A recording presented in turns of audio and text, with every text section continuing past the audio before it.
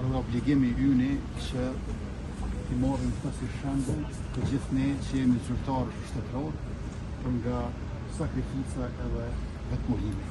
Sot gjendja këtu në veriun e Kosovës është krejtësisht ndryshe, pikërisht duke ju falendëruar Enver Zuberit, Afrim Bunjakut dhe të gjithë kolegëve të tyre, të cilët vendosën sundim të ligjit paqe, siguri për të gjithë padarit.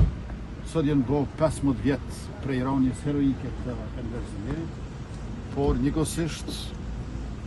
këto ditë shënojmë edhe 20 mujorin e hedhjes në erë të kanalit Ibelefens, i cili furnizon